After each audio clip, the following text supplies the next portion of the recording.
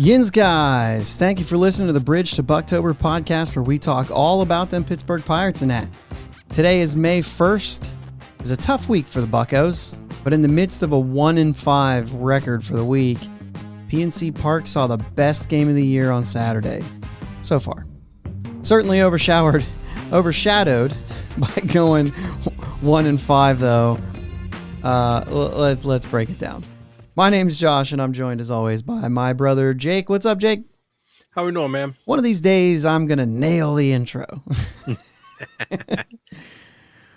but whatever. Didn't nail it tonight, just like the Pirates didn't nail it this week. Yeah, that was rough. Milwaukee's gonna be a problem.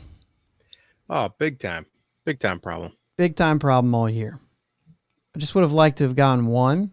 However, that last game, I was like, okay, just get one. We were entirely beat by Andrew McCutchen. Yeah, 100%. So I was like, I guess if it's going to happen, I guess it can happen that way. I don't know why. Like, you know what I'm saying? Well, I guess because in the grand scheme of things, we're not trying to make the playoffs anyway.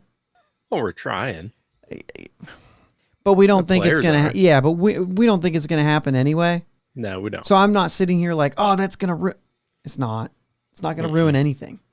So I guess in a 162-game season, even if we are, it's still not going to ruin anything. Being swept might, but so I guess there's that. But weird week. Yeah. Weird week. As far as me personally, we're still waiting. No baby yet. Yeah. So it won't go past Thursday, so the next time you guys hear us, it will have happened because they've already got it scheduled to induce and all that stuff. So I'll be basically older next time we record. I know it's not like it's kind of obvious you always are, but you know what I mean. Yeah. You feel a little older. But yeah, but other than that, for the Pirates, weird week.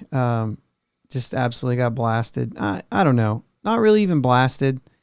Other than that first game, which was crazy, they were good games. You know what I mean? We were in them. Yeah. But that's kind of what we expect. You know. Right. Just coming up short. You'll be able to hang into some games, and then you're gonna get blown away some games, and I don't know. Yeah. It's tough. Yeah, it is. Well, let's go ahead and get into some Bucks Clippers here. We had, this was an interesting one. We had Reynolds and Tucker go on the COVID IL. We don't know. I don't even care like what the situations were. Reynolds was back the next day. Yeah. So whatever their situations were, Tucker was a few days. Seemed like maybe he was sick because he kind of had to work his way back a little bit. But anyway, Tucupita Marcano and Jack Sawinski were called up, which was a thing of like, why them? Why are we calling them up? And I'm kind of like, well, my initial thought was like, well, because we're going to send them right back down. Yeah. So why, you know what I mean? Like but the truth is they were on their way to Akron when they made this decision. And Indianapolis was in Iowa, was showing up in Iowa. So yeah, they're 2 hours away. To me, that's they literally got a rental car. They got to Akron, got off the bus, onto a rental car, and Sawinski drove them 2 hours to Pittsburgh. Yeah. You know what I mean? So that was the easy way to do it. And Sawinski, despite he's not like, really great, but he doesn't look like he can't do it. Yeah, his first couple of bats, he kind of looked, he had that look on his face like this is big. And after that, he kind of settled down and he started putting good swings on the ball. I actually thought that the look on his face, other than the meme where he's like this, I actually thought the look on his face was like he felt calm. Yeah. He was overmatched, but he felt calm. Yeah. I don't know, though. I felt like he's been putting good at-bats together, and I don't know that he just... The difference is also Sawinski was on a tear. Yeah. 9-game hitting streak, hitting over 440 during the hitting streak before he got called up. So he probably stepped in that batter's box with the most amount of confidence he could have. Yeah. So I guess that plays into it. If he'd have been struggling, it might have been a different story. Right. Tucupita Marcano hit a double the next day. right? Yeah. Gets his Pirates Home anymore. debut, but then he's already sent back down. But this was the interesting piece of that. Reynolds and Tucker back in 19 when Eric Gonzalez ran into Starling Marte. That's how I say it. And both of those guys got hurt. It was an emergency situation. Reynolds and Tucker were called up. And they made their debuts on the same day. I went to the game. It was the Tucker with the storm. It actually only lasted 5 minutes, and it was a whole deal. But they made their debuts on the same day. And coincidentally, they go on the IL at the same time 3 years later, and two people, not Marcano, but Bo Sulser, who'd already been called up, makes his debut in the same game. I just thought that was interesting. Yeah. A lot of fallen pieces. Yeah. I like that kind of stuff. But pretty cool. Sulser looked good. 2 unearned runs. Would have been out of the inning. Yeah. And so like a weird thing there too. I think I remember texting you. Dude's changeup is filthy. Yeah. Wow. You know what? Filthy. It is really cool right now. I mean, we have Will Crow. And then who was it that pitched against us a couple weeks ago whose changeup was just disgusting? They were pitching against us. And I can't remember who it was. I mean, I know Hendricks has a good changeup. Hendricks had a good changeup, and his was really good against us. But I was thinking it was more recent than that even, but maybe not. Maybe it was the Hendricks changeup. Either way, it's kind of interesting to see the changeup kind of getting back into the game where people have a really good changeup. Mm-hmm. It's been all velo. And listen, hard and straight still gets hit, especially now. 97 is nothing right now. Unless you can locate. These guys are so used to 97. You've got to be able to change speeds and make the ball move. Yeah, absolutely. You gotta know what you're doing. You gotta set it up right. You can get away with 97 if you can keep it up after, showing different looks, getting the change up or curveball, anything off speed, even the slider. Well, we're seeing too a lot of low and away just locking guys up because they're assuming a break, and everybody right now is so quote unquote patient, or what I will call passive. Yeah. They let those pitches go, and you're getting locked up on the outside corner, caught looking. And gosh, I'm just so tired of we're running that into the ground, taking these pitches so much. Yeah, and they're getting, it's almost like they're getting complacent, like just taking pitches. Like, dude, swing the bat. That pitch is right there. Yep. I can, and you can tell the difference between when somebody gets fooled and when they're just not wanting to swing the bat at that pitch. I think I have a hard time sometimes because I just see a ball that might go right down the middle, and I think, what was wrong with that? And there are times. My problem is, why are you guessing curveball to begin with? I mean, that's like, dude, that's so early development to look fastball, adjust curveball. If there's no strikes, I'm totally fine with you saying, this guy's going to throw me a curveball. I have a feeling. And then he throws you curveball. Manny Machado did it today against Mitch Keller. He had an idea that Mitch was going to start off with a curveball because he was so fastball heavy the first time through. And he led him off with a curveball, and Machado barreled it up and smoked it to the outfield and got an RBI on it. And it was like, he was guessing. That's fine. But that's not a 2-strike approach. No, not at all. Never. To me, it's not a 1-strike approach. If you have no strikes, you can guess curveball. Outside of that, Yoshi did it today. First pitch strike. I think it might have even been a foul ball. He actually swung at the first pitch. Second pitch, right down the middle fastball, and he took it. And I'm like, don't get to 2 strikes when they're going to do that to you. I'm okay with you being patient with no strikes. As soon as you get a strike, if you just hit the second strike, then you never even get to 2 strikes. These are major league pitchers. They're going to punch you out when they get to 2 strikes, especially when you get punched out all the time. Just stop getting to 2 strikes. Hit the ball. Things are going to happen. And you know what the problem is everybody saying, yeah, but his average exit velo is that. Give me a break. Give me a break. I like exit velo as like a cool, I don't know what you call it. Like this guy mashes, look at this exit velo. That's really cool. Yeah, that's really cool. But guess what? 77 off the bat can be a hit too. Mm-hmm. It's not like they say average is 90. Well, that's average for a league where you only swing at a pitch you can murder. Right? They're not chipping and slapping base hits.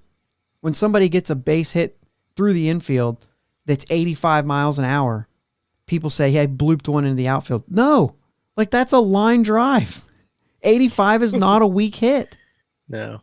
But our minds are fooled by the average exit velo is 90. I don't care. That doesn't mean that 85 isn't hit hard. Right. You can still hit a line drive. Like that was the thing. I think it was just the other day. Reynolds got a base hit and Chavis hit the home run to tie it. And I saw a tweet that said a bloop and a blast. I'm like, that was a line drive up the middle.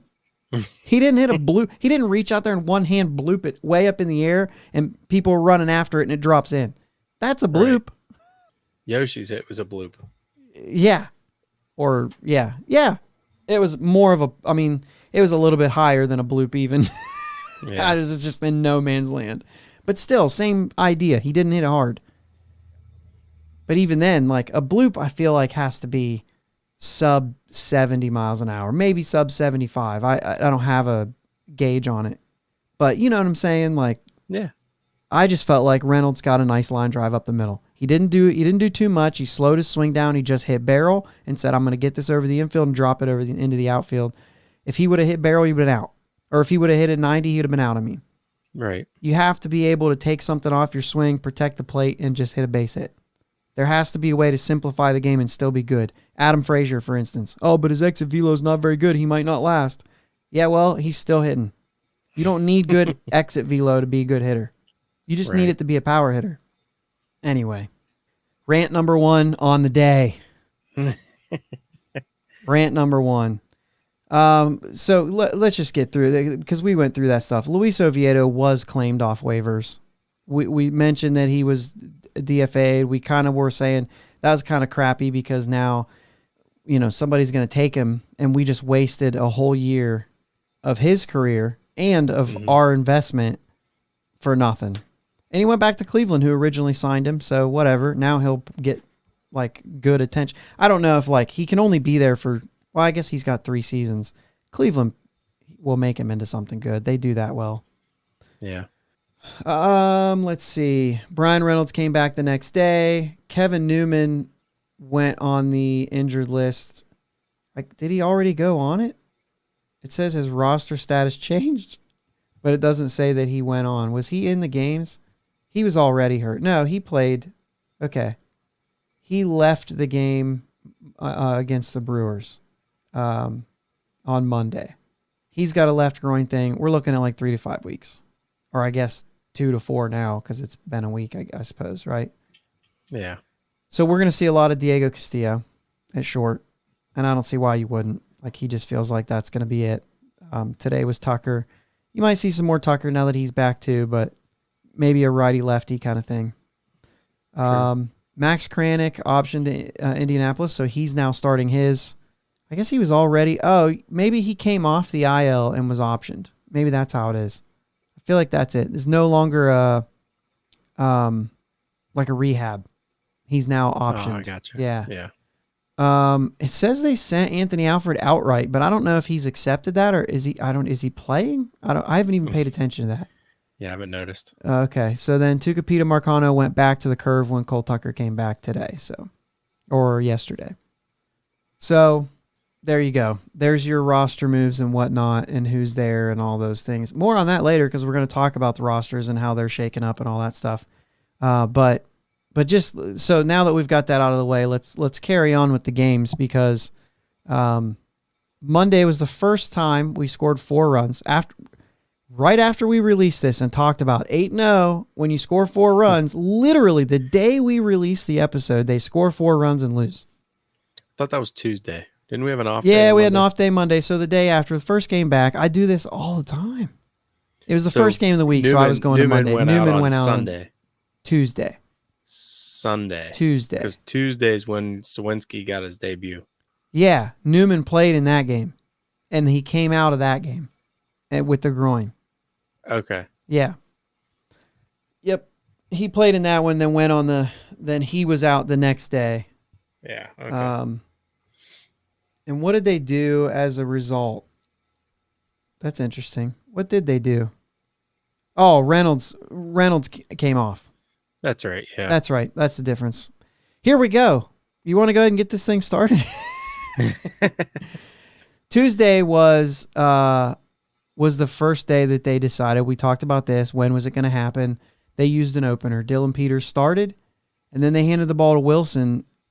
And Jake, I know you're going to cringe, but it worked. Okay. I'd have just left Peters in. But that's not what they're doing. I don't care what they're doing. I just don't. I don't like it. But if his idea, at least give him 3 innings. It's a game plan, though. The idea was for him to get through 2 innings, and for Wilson to be handed the ball at that point. That's what you go about preparation, about Wilson knowing exactly what he's going into because he's a starting pitcher. He's not going to come in if you send Peters out there and he struggles, then you got to put in another reliever to get him out of the jam and then go to Wilson. Yeah. And now you've used 3 pitchers.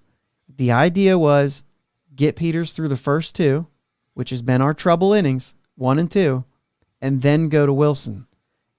I mean, you can't argue with we went 6 scoreless innings. No, you can't. And I'm not. So it did work. Sure. We lost. But not because of those guys. No. We actually lost because of Will Crow, surprisingly. Right. You know what I mean? And then Sam Howard, really, he's not what we thought he was going to be. I mean, it's still early in his season. Yeah, but he's not. He hasn't been. Like, it hasn't looked good for a while. You know what I mean? Like last year, like we saw what we saw in really just 2020. It wasn't a whole lot of games. Then last year, it was, I mean, it wasn't good.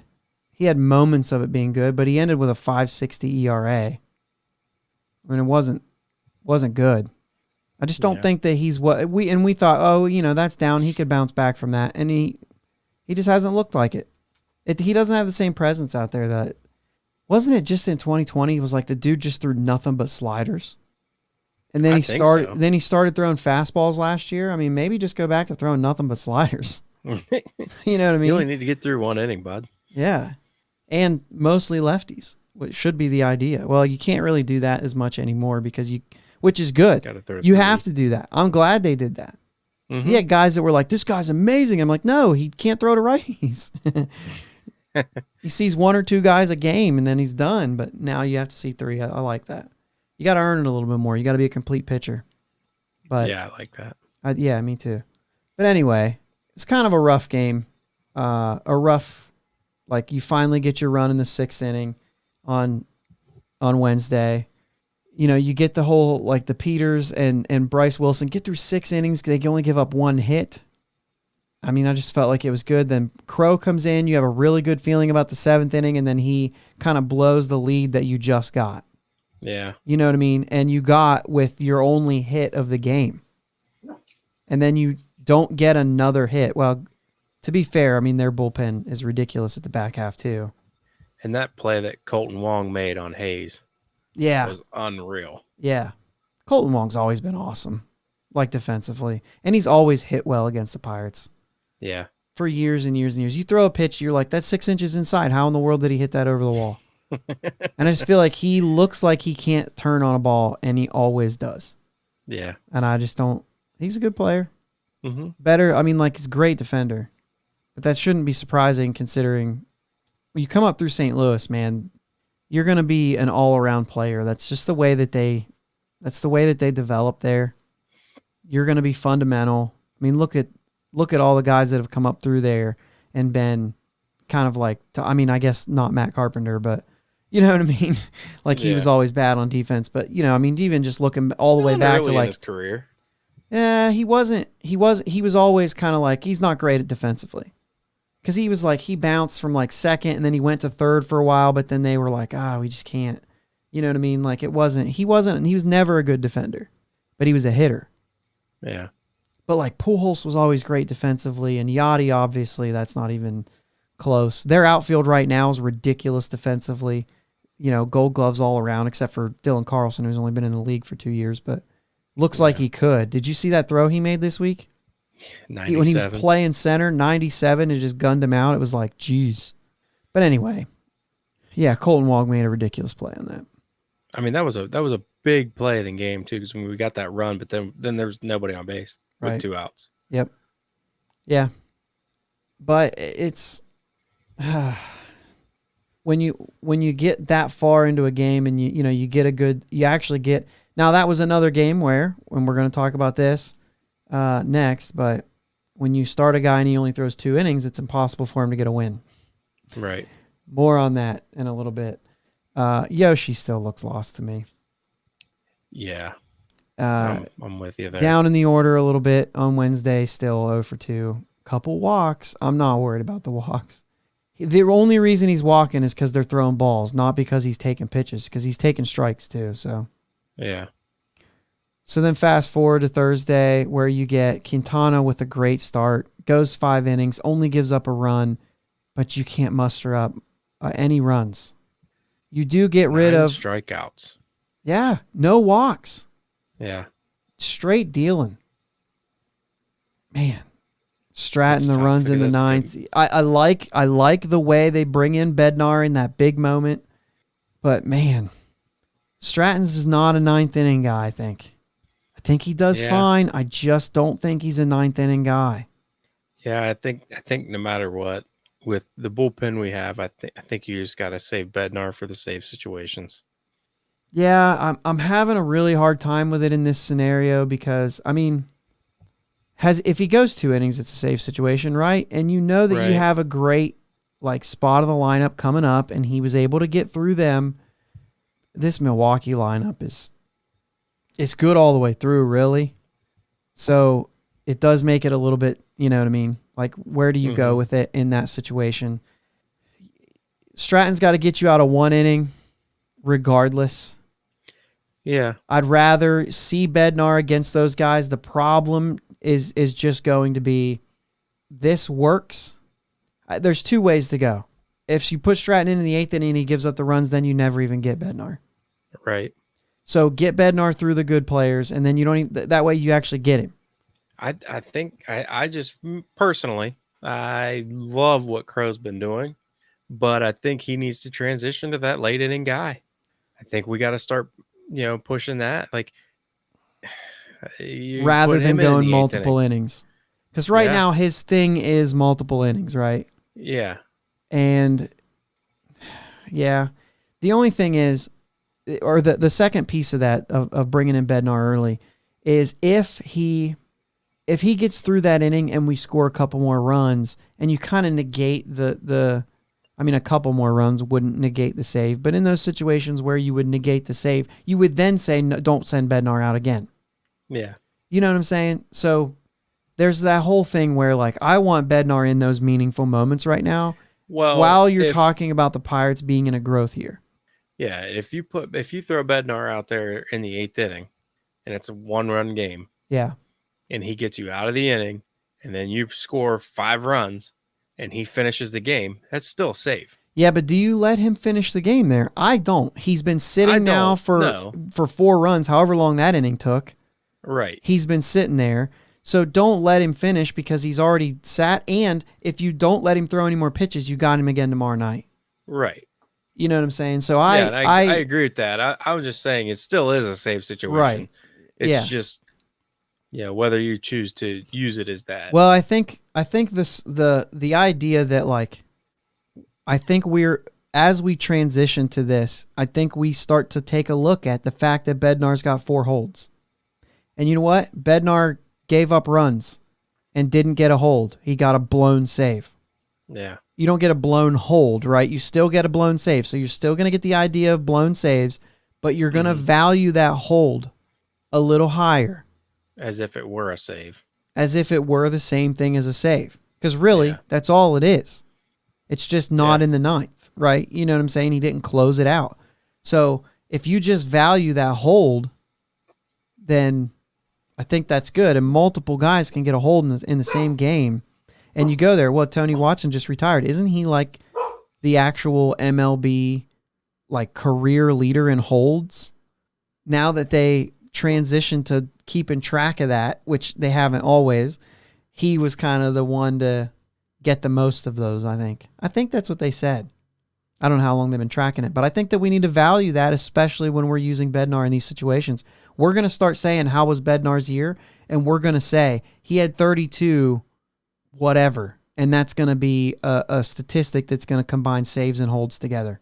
Yeah, I agree with that. You know what I'm saying? I know I will. Mm-hmm. When I look back at it, I'm going to say, he had this many, of this stat. Or maybe just say holds and saves together. Yeah. But they might, as it goes, the baseball people might coin that to combine the stats and give it a name, like they do with everything. So I'll depend on them.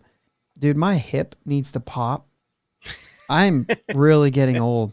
And I'm just sitting here like, it has to pop. Oh my gosh. Anyway, rough in general. I mean, that was the McCutcheon game. You know what I mean? Mm-hmm. So he's the one that got the hit that kind of opened the game up there at the end. Or, well, he had all 3 RBIs, didn't he? He had them all. He had the solo first pitch of the game home run, and then Quintana was good after that. Single. And then a 2-run single, right. So, way to go, McCutcheon. Anyway, then San Diego comes to town, and this one was a little bit different. Obviously, Thursday's game got a little away from us there. It was good for a while. Pirates started off on top. But it's kind of hard to win a game with all Friday's game. Oh, I'm so terrible at this. It's kind of hard to win a game with all singles. Yeah. Bullpen was not good. More Howard, more Hembry, Fletcher, all giving up runs. Thompson gives up 4 runs. Dude, Thompson's not. I know it's a long season. You're going to see it over the season. Go ahead. I did like Vogel back in the middle of the lineup. Yeah. Thursday. Yeah. It's the way it always should be. 2 for 4, 2 RBIs. Put him where he can drive in some runs with guys on. Hayes is going to be on a lot. Yeah, I'm still having a hard time with the idea of saying, well, he's a guy who's going to see a lot of pitches. His on base is going to be there. Yeah, he's hitting 292 right now. And he's walked, I guess he's now walked 6 times compared to 20 strikeouts, though. Yeah. I don't know. I guess he's walked 6 times now, so that is going up a little bit. Speaking of lineups, a little bit here, I just now happened to think of this. We just wanted to hear what you had to say. Reynolds has a little scuffle right now. We all know he's scuffling. Why don't we put him back at the 3-hole? It did seem that he came out of that in this series. A little bit, yeah. I mean, it felt like he came out. He was seeing, like, not swinging at bad pitches, which was his biggest thing. I mean, that was all the strikeouts. He's swinging at balls in the dirt, swinging at high pitch, and he really did lay off of those in this series. And then as a result of that, when you're not chasing, you're swinging at better pitches. And we know that when he swings at good pitches, he's gonna hit them. Yeah. And we saw that in these games. Saturday specifically, I know that the walk-off was an error, but he stung it. Yeah, he did. You know what I mean? And the bloop, right? The bloop single that I'm calling a line drive in the 9th for Chavis to tie it up. I just felt like he hit the ball well. Not in the 9th, in the 8th. He hit the ball well, and it did feel like he came out of that. But I see what you're saying. I don't think that Reynolds is necessarily like a long-term. Like I think he is a 2-hitter. On this team, I'm not doubting you. He's a 3-hitter. But I think he's a 2-hitter as like if you just were to say where would be best fit for Brian Reynolds, I think he's there in the 2-hole. You know what I mean? And so I actually don't have a problem with this. Like when McCutcheon was here and we experimented with the 2-hole, it felt weird because he was the guy. Mm-hmm. And he was the guy in a lot of ways. I know Reynolds is our guy, right? But when this team gets really good, there should be another 3-hitter in this lineup. I see. I don't. I think he's a 3-hole hitter. I mean, Key Bryan's been doing a good job in the 3-hole right now. I know you're not going to get the same power out of him, But I think that you're going to end up with, whoever it is, whether it's a free agent guy that just completes the lineup, or if it's like eventually down the road, you kind of see Nick Gonzalez as that kind of guy. You know what I'm saying? Shoot, if O'Neal Cruz is tacking on average the way he did last year, then O'Neal Cruz is a guy there. Of course, we're not going to get into O'Neal Cruz right now. Speaking of, we did say we were going to get into minor league stuff. This week's just been nuts for the two of us, so we did not get an opportunity to look into those guys. What would be really great is if we'd be able to get a guest of one of these guys that covers these minor league guys a lot and maybe bring them in and get a minor league update. That would be the best for us, just because, like, for me right now, it's going to be interesting. And anyway. Yeah. I just think that for him in Major League Baseball right now, I think a 2 spot is a good spot for him. Granted, he could hit 3 and hit it fine, but you're going to knock me 20 to 25 homers on a really good team. Neil Walker was a good, I liked him in the 4 hole too, but he was a good 2 hitter and he was like a 20 homer guy. You know what I mean? Yeah. But it just depended on what lineup we were sending out there for him. But anyway, we don't have a leadoff guy on this team. We have guys that are okay. Like against the lefties, I think Key Bryan does a fine job. Mm-hmm. And against righties, he does a fine job in the 3 hole. I think that he is just who he is. But ultimately, if your team is really good, he's hitting like 6th, 5, 6. I would even go 5 if you don't have a ton of power. You know what I mean? Or if you consider Reynolds as the power, that 2, 3, 4, with Key Bryan kind of slide into that either 5 or 6 hole spot, depending on how you build your lineup. I really think when your team gets really good, because you should be 6 deep at that point. Mm-hmm. If you're really good, you should be 6 deep. 7, 8, 9 can struggle. That's fine if they play good defense, and then you have to pitch. Yeah, you know what I mean. But anyway, that's a good little thought. But I feel like he's out of it. I feel like what we saw in this series, specifically in these last 2 games, I think that you're going to see that turn a corner. And going into this week where you have Monday and Thursday off, I think that's going to help a lot of things along too. Yeah. So, about the starters. Well, you know what? We didn't even talk about the game Saturday night. We spent too much time. Saturday night was the most exciting game of the year so far. In the midst of a bad week, the most exciting game of the year. The catches by Marisnik. I wish I would have got to watch that game. Yeah, you get the 1 run in the first, and you're starting off on, you're like, let's go. And then the 4th inning, it's Manny Machado again. No, it wasn't. It was Machado. Machado got on. Hosmer hit the backside home run. Manny Machado hit the 8th inning homer. Yeah. But you had Michael Chavis, a big game. He gets the base hit in the first, gets things going. The Hosmer home run. Van Meter hits a double. Roberto Perez scores. Rob Perez scores from first. and then Reynolds gets the RBI to tie it, which was a speed play, right? That could have been a double play. Yeah. Reynolds beats it out. We get the run. Machado homers in the 8th off Bednar. You're kind of thinking, crap, that's it. But then base hit, home run. We're back in it. They score in the 10th. We score in the 10th. Very first hitter, Key Bryan Hayes, and then the play down the line, blew it by Hosmer. Hosmer should make that play. Even if he does, I think you're in an okay spot, right? I don't know. I guess it could have been a double play, huh? I don't see it being a double play. Okay. Either way, it gets by him. He'd either take the out at first, or he's going to get the lead runner, and then Reynolds is not going to get doubled up there. Okay. So I love the fact that they sent him. He could have got nailed at the plate, and you'd have had Reynolds at third with 1 out. Yeah. That is the ultimate, that's the easy button. Yes, I'm going to send him every time. Yeah, every time. Every single time. If he runs out of gas and gets thrown out, or if they just absolutely nail the throw, 700 miles an hour. Tied. That's what I'm saying. Game's tied. There's nobody out. Yeah. Yeah. Easy. But, dude, I mean, I'm not doing it justice. It was a very exciting game. So much. The Marisnik plays. I mean, everything was just a great game. Yeah. Top game so far this year. Certainly PNC Park, 20,000 people, 20+ thousand people. A lot of people at the game were tweeting and just fired up. It's pretty cool. Pretty cool. Isn't that when they brought Hoist the Kellers back? Yes, that's right. You know what? I love that. Welcome back, Hoist the Colors. I love it. Absolutely. If you guys don't know what that is, it's just a montage. It's from Pirates of the Caribbean, right? Yeah. And it's just like a video they play for the 9th inning. It's just better than all the other ones they play.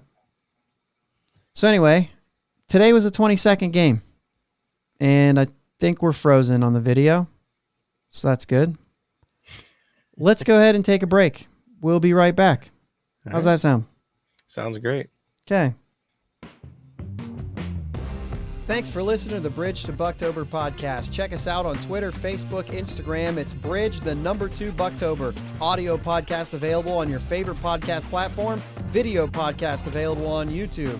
Follow, subs, likes, comments, replies. All that helps. Talk to us. We'll be right back.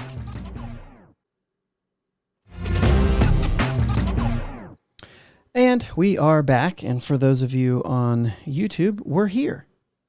Hopefully. Because the first whole segment of this thing did not work. My OBS crashed, and I basically have no video of it. So I will import the audio. I won't have to tell you what I will do because you've already heard that part. So whatever, but we're here now, hopefully, that things don't crash again. And if you're not seeing us move, then things crashed again. And we are just doing audio this time. So that's great. All right, let's keep moving here. Swearingen Bat Company is Ohio's premier wood bat company, specializing in custom wood bats to meet any need from T-ball to senior league. Check out their website at swearingenbaseball.com. Link is in the show notes. Twitter and Instagram is at Swearingen Bats, and you can find them on Facebook as well. Guys, if you're in the market for a nice wood bat, this is the place to go. Decently local to Pittsburgh as well. So, all right, so let's talk about the pitching here. 22 games into the season, we still do not have a win by our starting pitchers. 1988 Baltimore Orioles actually started off the season 0-21. And in their 22nd game, they won, and the pitcher got the win. Yeah. So we've had 9 wins, and none of them have gone to the starting pitcher. They had 1, and it was the starting pitcher. 1988, ladies and gentlemen. Cal Ripken played on that team. Fred Lynn. It's when you look back and you say, those guys all played, and they were 0-21? It's crazy to think about. Yeah. They ended up trading for Kurt Schilling that season. Really? Yeah, now they still lost 107 games, but... Yeah. But anyway, yeah, I mean, the only question I have for this is how long does it go? I mean, how long? Start using openers. True. That's very true. Dude, I don't know. I mean, this thing could go. Don't. It can go for a while. It really can, because our pitching is just not. I mean, we've shown it. We've tried to get guys through the lineup a third time, and it just hasn't been good. So we did see 5 innings from Keller today, and then we said, okay, his day's done. I remember saying, like, hey, Keller was really good today. And then we're going to get into him here in a second. And then all of a sudden he goes out there for the 6th, and I'm like, hold the phone. He has been good. And finished the 6th inning as well. And you really kind of thought, like, they're not going to, like, even if we get 1 run, he's still not going to get a win. Yeah. And Musgrove is absolutely dealing, and you just didn't feel like you were getting 2 runs. So, right. Dude, Musgrove is so good. I know that this team, the offense is not good right now, but also Musgrove was good. His breaking stuff was nasty. His slider was nasty today. Yeah. So, 2 strikes. But anyway, I mean, Quintana starts on Wednesday against Detroit. Yep. I don't think they've announced, but dude, we're coming up to a weekend where we have 4 games against the Cincinnati Reds. It has to end there. We should see Keller. Has to. We won't see Quintana, but we should see Keller. We should see Brubaker. We should see Wilson and Thompson against them. I don't know what order. I'm not pretending that. I just was naming them. Right. And I think it ends against Cincinnati. Even if it's 5 innings. Yeah. I think it ends. I think we get some early runs in one of those games, and one of those guys goes 5 innings, and it ends, and we get a win finally. Okay, you got 4 of them. Make a pick. Keller will be. Let me see. So Detroit is Quintana. So it's Wilson, Quintana. Okay, so that means that Keller will go one of the doubleheader games, right? Yeah. Trying to look at it myself. Sunday, they might. Yeah, he'll go on Saturday. Probably. No, I think he'll pitch on Sunday. Really? They give him a full week? Well, that's true. I'm looking at games and not days right now. Yeah, he'll probably. I would guess the nightcap. They'll probably have a spot starter throw that first game because they get an extra. They'll get an extra player for that day. That's a good point. Brubaker threw the game before him. So you would think, or maybe you go Brubaker Keller on Saturday. You've got enough days to do it. Sure. So I don't think they would even need to use a spot start there. It's true. The only problem with that is you have Bryce Wilson, who goes on Tuesday, Wednesday, Thursday, Friday, Saturday. He's got 4 days rest and pitches Sunday. That'd be okay too. Yeah. So even that would be fine. And especially if you use your opener on Sunday or something like that, then you kind of take the load off of Wilson or something. You know what I mean? However they're going to use that, whether it's going to be all the time or whatever. So a pretty good guess that you have Thompson going Friday, Brubaker, Keller on Saturday, and then question mark on Sunday. I say it happens Saturday just because Thompson hasn't been good. Yeah.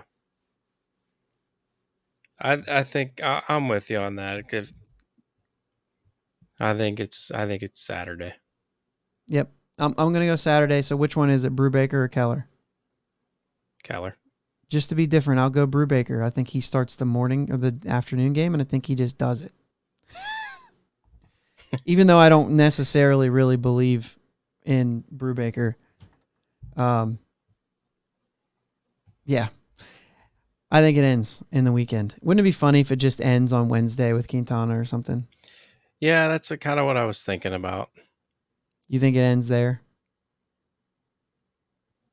It's a 1:00 game at Detroit. Got a lefty on the mound.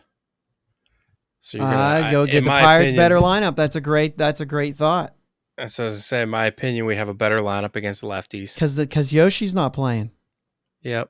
You'll have Chavis in the game.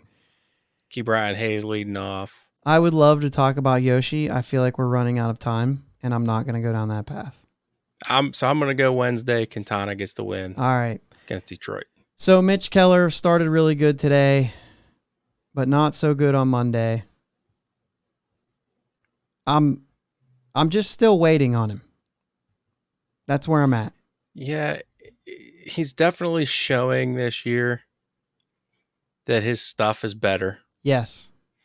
That he is a better pitcher when he chooses to pitch the way he's best.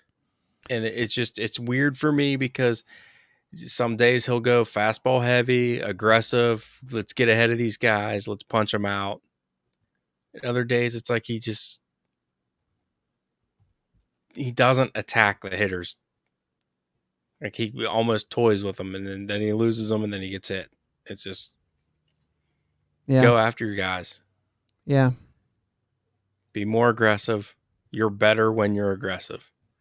Mitch Keller. Yeah, I think some of the things, and I think we talked about this before, but I think some of the things that kind of bug me is when he questions like, yeah, I'm not really sure. I felt like I pitched really well. Yeah. I really want you to have answers when you struggle.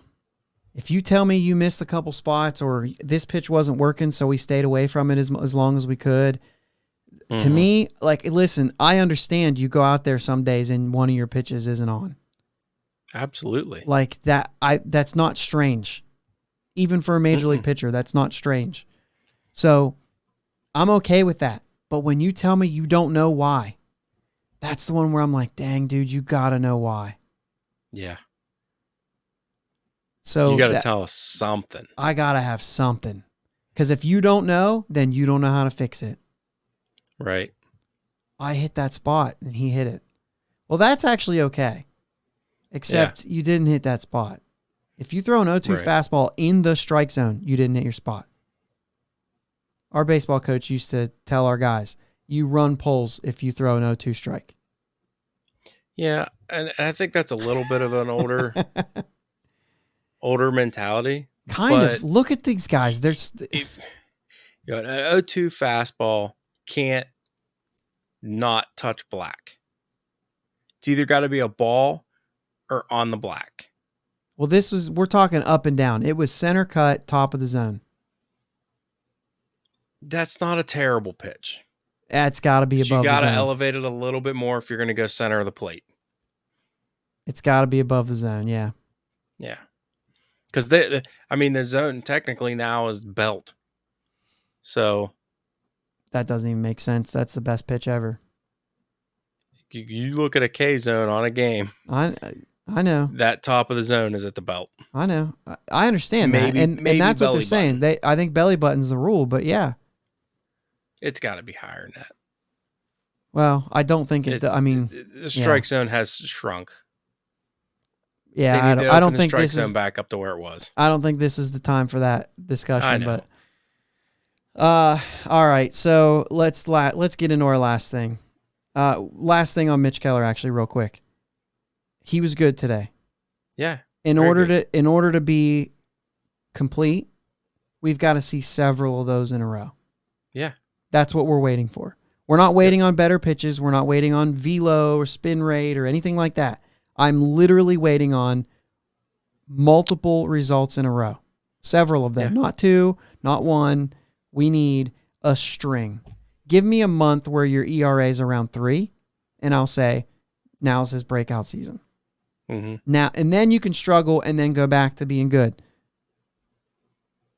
That's what I'm waiting for. I'm excited about this season for Mitch Keller. I think it's going to be, in the end, we're going to look at it and say, what growth? Look at his July, August numbers. You know what I mean? Even if his September numbers dip, you can say, well, yeah, but he was getting worn down. Mm-hmm. Whatever. Waiting for a bunch of them. That's what we're waiting for. Yep. All right. Tomorrow, or today for the listeners, which who knows, they might not even announce it until Tuesday, the way that Pirates social media is. They cut it down to 26. There is, up until the end of May, they can still carry 14 pitchers. So I'm guessing they're going to carry 14 pitchers. Absolutely. Especially right now, the way the starters are going. They're going to have to. Mm-hmm. So your pitching options are DeYoung, Fletcher, Sulser, Yajure. Right? Maybe one of those guys. They got 15 right now, so one of them's got to go, at least. Yeah. And then your position player options, Diego Castillo, Cole Tucker, Josh Van Meter, which I believe would be a DFA, and Jack Sawinski. So to me, the easy button is Sawinski, Yajure. That's the simple way to do it. Yeah. We cut down to 12 position players, 14 pitchers. Unfortunately, in that scenario, Fletcher's gone. Sulser is a starter who's there. I think he's a starter. I think he's only started so far. I think so. Yeah. You would think he would be the first to go down, but I really think the Johore struggled so much. I think they should. I mean, Fletcher has too, but I think you have more of a future plan of the three. The future Right. plan is Johore, and then Yeah. Fletcher can go down whenever Bonda comes back. Yeah. You know what I mean? Sulcer can go down when Underwood comes back. Unfortunately, that still keeps DeYoung on the roster until the end of May. And then if he's still good, you make your call on that. I don't know what his options are. Newman's still out for 3 to 5 weeks, so I think 2 of these guys eventually are gone. I think Diego's staying. I do too. I really do. Earlier on, I thought, maybe he'll go down whenever all this changes. I think he's staying. Mm-hmm. And the reason I think that is Sawinski's an easy send down. You know what I mean? Yeah. 3 full options. He's just getting a cup of coffee here. He'll go back to Double A even. Double A is only not because he's in double. I think he's good enough for Triple A.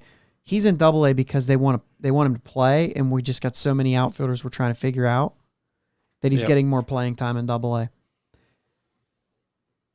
So with that said, is it the easy one? Sawinski goes down and we keep doing this dance? Or do you keep an actual outfielder, and have we seen enough of Cole Tucker? Ooh. Or is the reason Josh Van Meter's getting a lot of playing time is because it's now or never for you, buddy? And if those several games in a row were Josh Van Meter's chance, do you then say, now we DFA him, it was a thing we did, now somebody else can have him, and we're going to keep doing this with Jack Sawinski?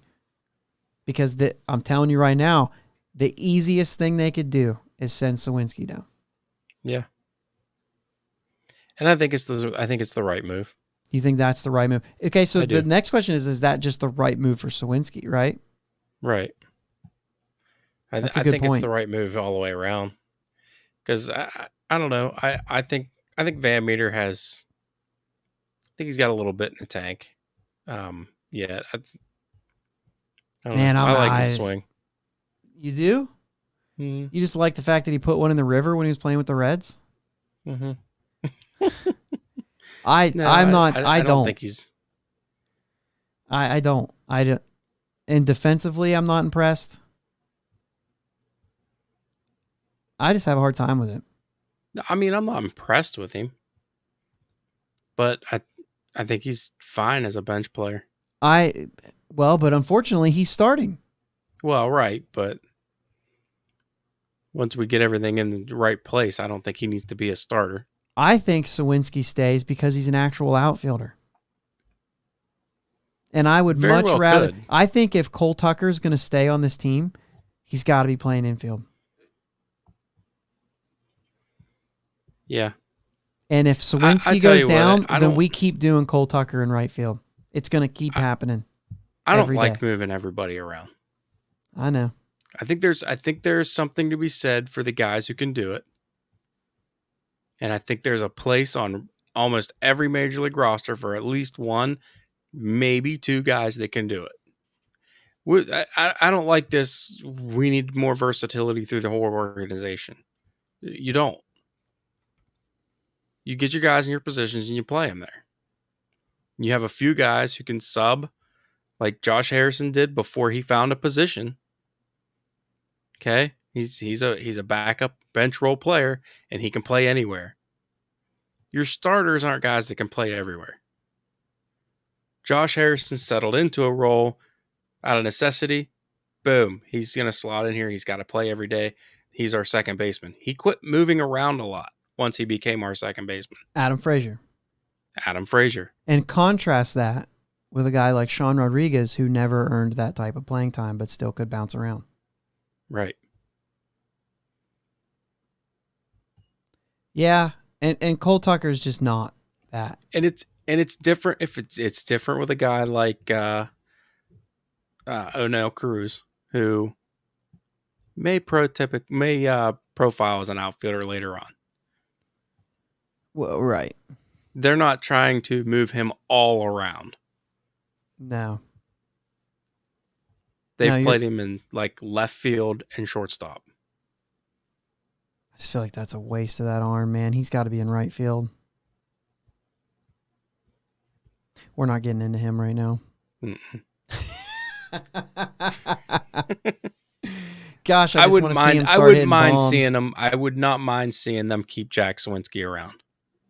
Yeah, I like the kid. I think he's good. He looks confident. The one thing that we have to remember is this is not what it was. There was a long time that when you were a rookie, you had to earn a starting job. You would get called up and you would be a bench player behind the guy, and then you would work your way into that role. And then that kind of went away with service time and all that kind of stuff, right? And we started saying, no, you're going to develop in the minors, and then when you're ready, you go. Yeah. And right now, there is a lot of development that continues to happen at the major league level, and not just with the Pirates. This is very common right now to continue to develop players at the major league level. And yeah, you still have a lot of guys that are coming up right away, but this is a common thing in listen to them talk. There's a lot of development happening at the major league level again. Yeah. And they're doing it not by keeping them on the bench and developing them, but putting them into games and letting them develop at this level. Yeah. And I think that could be a Jack Sawinski situation. He's already here. And maybe if it gets so bad, you send him to AAA and you bring up Smith and Jigba or Travis Swaggerty if they get going. And then you let Sawinski go back down and let him get hot again. Let these guys kind of get a cup of coffee in the majors and start to develop at this level. Yeah. To me, that makes more sense right now than putting Cole Tucker out there. Because right now you have a Cole Tucker who you're saying, regardless of the dude, right? Because we all know, I've said this before, I've talked about it a bunch. I like the dude. Right now, I'm not liking the player. You know what I'm saying? Like, you've got to perform. Yeah. I root for him because of who he is. Because not even who he is, like, because he's fun. Because he has the ability. If he plays well, he could be electric. He could be, getting a lot of attention. All of those sort of things that result in, fun things. Yeah. Baseball's supposed to be fun, right? So he's one of those guys that would be fun if he's playing well. Yeah. Just whatever. But the baseball isn't happening for him. And it isn't happening because he's not hitting.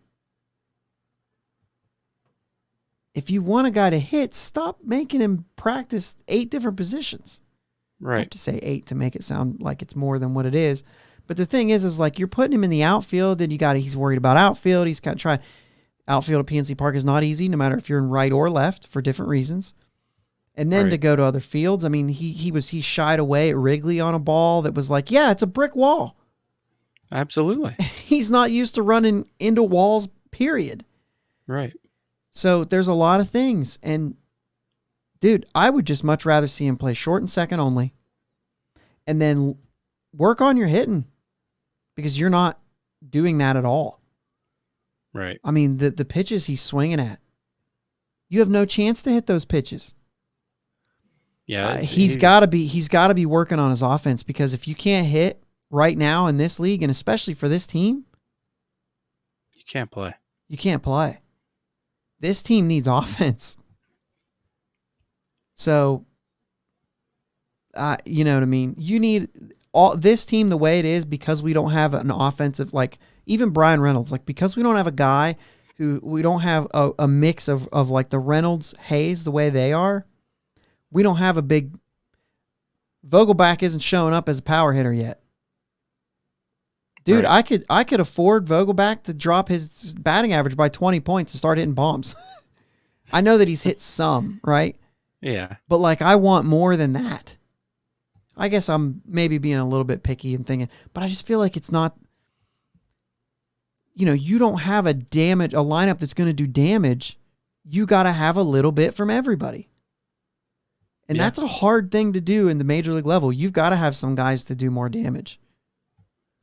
Guys like Yoshi ain't getting it done when you have one extra base hit. Right. I mean, that's bad. That's bad. So I'm saying either you say, Tuck, you're going to figure it out somewhere else. Or you say, Josh Van Meter, it was fun. Or actually, it wasn't. You can try something else. Yeah. Because if you're saying we want to see more of Cole Tucker, then you can't keep starting Josh Van Meter at second base. And right now, Diego's got short, and I think Tucker's going to get some time at short against righties and everything. But when Newman comes back, I mean, Van Meter's gone anyway. Yeah. I say that you keep this Diego Castillo thing going, but then he can play a lot of second too. Chavis will get some time at second because they're not giving up on Yoshi because they quote unquote spend money on him. Dude, $4 million is nothing at the major league level. Let him go. Yep. I mean, it's not going to happen. They're not going to let him go, right? It's in our best interest if he figures it out. I get it. Whatever. It's frustrating to watch. I think you let him figure it out by taking a week off and putting Michael Chavis, who's actually doing really well right now, just throw him to the Wolves, man. Yep. See what he can do. Let him figure it out against righties anyway. Play Cole Tucker more often, but tell him he doesn't have to play the outfield. Just work on your hitting. If that's what you want to do. When Newman comes back, maybe that's enough time. If Cole Tucker plays enough, maybe that's enough time to make a call on him. Yeah. You know what I mean? Like, dude, we're getting there with you, man. It's about time to make a call, and I think Cole Tucker actually has an option. Send him clear to Double-A. Let's see what happens if confidence happens. Yeah. If he can hit at Double-A and build some confidence, maybe figure something out. But if he goes to Double-A and doesn't hit, then yeah, it's done. You know what I'm saying? Either way, for me, it's Josh Van Meter. I think if they go the easy route and the frustrating for me route, it's Sawinski gets sent down tomorrow. And it's fine for Sawinski. It really is, right? Development will be fine for Sawinski. Yeah. But for the fan and even for the team, I'm kind of like, dude, let's just let it be Van Meter. And you know what? That opens up another roster spot. You're going to need that when some of these guys, there's some pitchers that are going to be coming off the 60-day. You're going to need a spot for them. You're going to have to figure something out for that. I don't really know. Those things I know work themselves out. There's plenty of guys that could go when those guys come back. Fletcher, DeYoung, all those guys. That's fine. But it is kind of frustrating. I mean, to me, it's got to be Van Meter. I've seen enough. I can't disagree. I mean, but am I at the play? The only reason that I haven't seen enough of Tucker is because we drafted him and you know what I mean? Like, you'd kind of like to. I'll give you more time than I'll give a guy that we just signed on opening day. Yeah. I guess he was a little bit before, right? Opening day was Marisnik, right? And Knapp, yeah. So he was a little bit before that. But that's where I'm at with it. But we'll see what they do this week. 2 guys will be sent down. Boy, it'd be something if they go with 13 and 13 and Yajure and Fletcher both go. But I don't see that happening. I don't know. The way our pitching is going, they're going to have to carry 14. Yeah. I'd like to see Yajure go down and get some starts. Yeah. And, I mean, he has some work to do. Mm-hmm. You know what I mean? He's still super young. Like, he's fine. I'm not really worried about what we've seen from him. I just think he's outmatched. I think he's still got some work to do. Right. All right. Anything else? Crazy week. This is going to be another crazy week. Like I said, baby's coming this week, guaranteed. Yeah. For me. So, weird one. Couple days off this week. Guaranteed I will be using those days off to be silent. See what's going on. Thursday is a good day to have off because that will be last thing. That'll be baby day. Yeah. I like that day off. Maybe we'll go in Wednesday night or something. That'd be cool. Anyway, Monday off. Tuesday, Wednesday against the Tigers in Detroit. And then I think we go to Cincinnati. Is that right? We're all on the road this week? I believe so. That is right. We are in Cincinnati. Yeah. So, by the way, Cincinnati. Good time for offense to open up at Great American Ballpark. Not only that, but against the team who is, what are they right now? 3-19? Wow. Yeah. I believe they are 3-19. I'm double checking this right now. For those of you listening, they don't play tomorrow, so of course that makes it very easy for me to find them. Yeah, they're 3-19. Yeah. Also, worst record since the 1988 Orioles that we were just talking about. That's the last team to be worse than 3-19 after 22 games. Well, they were on, what, an 11-game losing streak? Yeah. Dude, those are rough times. Yeah. I think now is the first time that somebody released their projections for the standings, and the Pirates just jumped up to 4th at the end of the year. They finally put the Reds all the way down. It's bad. Joey Votto trying out some kind of hockey puck grip. I don't know what's going on. I guess he just gave up on it because he's hitting like 120. Some kind of like the bottom of the barrel or something had like they were calling it a hockey puck grip. Probably just because he's from Canada. Yeah. Anyway, Tigers are decent. Split with them. And really, you should take 3 out of 4 from the Reds. But unfortunately, they're probably going to finally figure something out.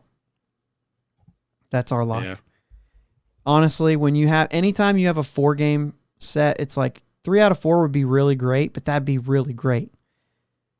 Right. So splitting is okay. Anytime you're a 2-game series, same thing. The 2-game series and a 4-game series is kind of crap because then you say like, oh, I'd be happy if we split.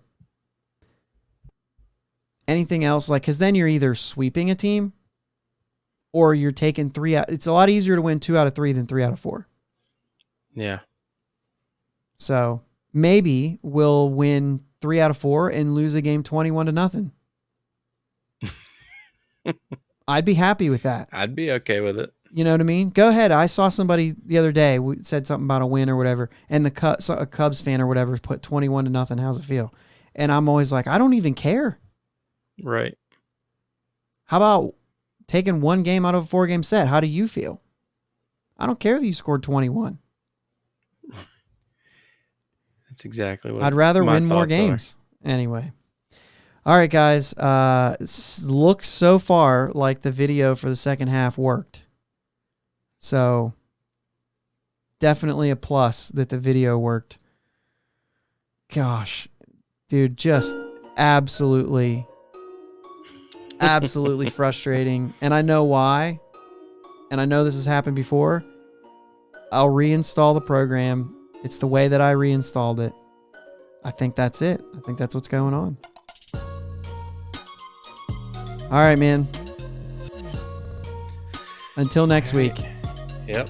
Let's go Bucks. Let's go Bucks. Thanks for listening to my dad and Uncle Jake on the Bridge to Buctober podcast. Follow them on Twitter, Facebook, and Instagram at Bridge2Buctober. Don't forget to subscribe so you know when new episodes are released. Clear the deck, cannonball coming, and let's go Bucks.